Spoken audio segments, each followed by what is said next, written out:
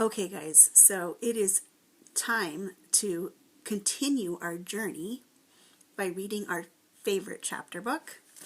And I thought it's been way too long since we visited the Whangdoodle land. So let's continue the last of the really great Whangdoodles. But before we begin, I thought it would be a great idea if we put on scrappy caps. We're all at home right now, and we could find a hat lying around, maybe a baseball cap or a beanie or any kind of hat that you have. So go ahead and push pause if you need to. I've got my scrappy cap. I'm going to put it on. It's really important to have your scrappy cap on when you visit Whangdoodle land. Remember, it helps with the imagination. So I'm putting it on.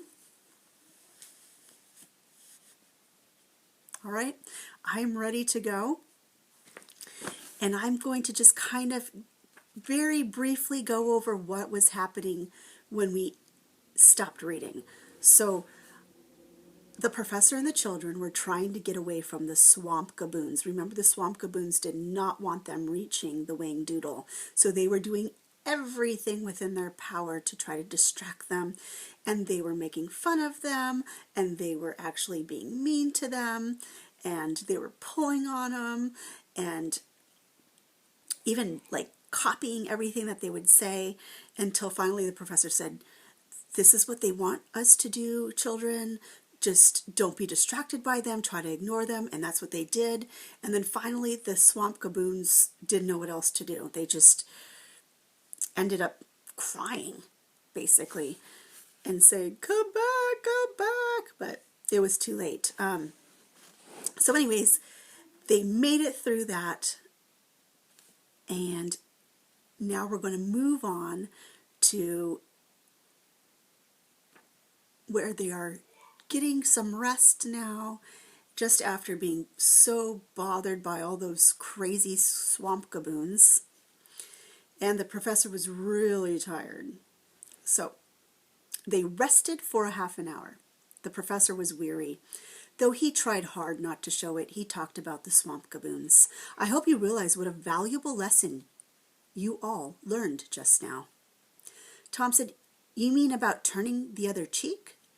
"Well, yes, that's part of it. There will be many times in your lives at school, and more particularly when you're grown up, when people will distract you or divert you from what needs to be done. You may even welcome the distraction, but if you use it as an excuse for not doing what you're supposed to do, you can blame no one but yourself. If you truly wish to accomplish something, you should allow nothing to stop you, and chances are you'll succeed." The professor leaned back against the mountain and took a deep breath. "You see, the gaboons' words didn't hurt you once you resolved not to let them." "They did hurt a bit," Lindy confessed in a small voice. "Yes, but when you remembered your main purpose, you were able to put aside your feelings and concentrate on the important issues." He mopped his brow. "I think we should try to push on." They followed him as slowly and laboriously climbed the steep and narrow path. The children shuddered as they looked down at the ground hundreds of feet below. The professor began to act in a way that was very unlike him. He paused frequently, sometimes shielding his eyes and gazing into the distance. Occasionally he mumbled to himself.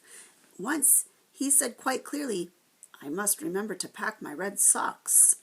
The children could only think that the whole incredible search for the Whangdoodle had become too great a strain on their good friend. They cluttered around him lovingly in an attempt to encourage him. Ben said, "Look, Professor, how near we are to the castle." They could see now the pure, transparent crystal and the huge pillars of milk-white glass. The turrets were like creamy frosting on the top of a birthday cake and seemed to be reaching to touch the red sky. Higher and higher they climbed. The altitude made them all short of breath, and the professor gasped and moved more slowly with every step. Suddenly, he stopped and leaned against a rock, and he shut his eyes. "My dears," he said in a tired voice, "I do not think I can go any farther. You must go on without me." They all spoke at once. "But that's impossible, Professor."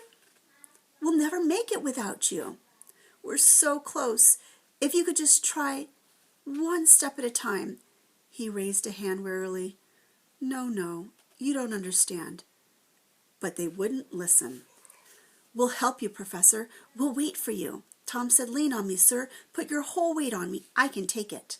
Ben ran ahead to a bend in the road, and when he turned the corner he was so staggered by what he saw for a moment he could not move. Then he raced back to the professor. "Sir, you just have to go on," he cried. "We are there. We're actually there. I found the bridge. It's around the corner. All we have to do is cross over it to reach the palace. Come on and see for yourself." "Come on, Professor, you can do it. You can." The children were wild with excitement. Their sheer enthusiasm carried the professor forward. With triumph in his voice, Ben said, "There, you see the bridge? We've made it." You guys, we made it. We made it. The children gazed with awe at the sight before them, and they were all close to tears. Ahead, the ground fell away into a tremendous chasm. It's like a huge canyon, thousands of feet deep, and far below was a thundering waterfall so huge that the sound of it echoed back to the top of the mountain. Spanning the abyss was the bridge. It was incredibly beautiful, like an inverted silken rainbow swaying gently in the cool breeze. At the far end of it, 2 bronze doors were set into a colossal archway that were open, and beyond them was the Whangdoodle's palace. Ben turned to the professor. "We've done it, Professor. Aren't you proud? Aren't you thrilled?" The professor did not answer. He was staring at the palace with intense concentration. He sat down on a nearby rock and put his head in his hands. In all the weeks the children had known him, they had never seen him so dispirited. They gathered around him. He raised his head and looked at them for a long moment. Then he said, "You're going to have to do something for me, which I know you will not want to do. But there must be no argument about it. I want you to go on to the palace by yourselves. Listen to me," he said firmly as they started to protest. "When I first conceived the idea of trying to reach the Whangdoodle, I realized only too well that I might fail. I was too old, too set in my thought patterns. Then the 3 of you came along. I hoped that through you I might reawaken the younger part of my mind, the imagination that's been shut down for so many years. In other words, if your eyes could see it, perhaps mine could see it too." The professor's voice broke. "I must tell you," he continued, "that the closer we've come to the Whangdoodle, the harder it's been for me to keep up with you. This last part of our journey has been almost impossible for me." "But we wouldn't be here if it weren't for you," Tom burst out. "We didn't help you. It was the other way around. You helped us. You made it possible." Ben said, "Only a little while ago you said that if you really try, then the chances are you'll succeed." The professor shut his eyes again. "I said the chances were good. I didn't say they were 100% certain. One must take into account the possibility of failure." Ben spoke desperately. "But how can you say that, Professor? All you have to do is cross the bridge." The professor smiled sadly. "I must tell you, I cannot see the bridge."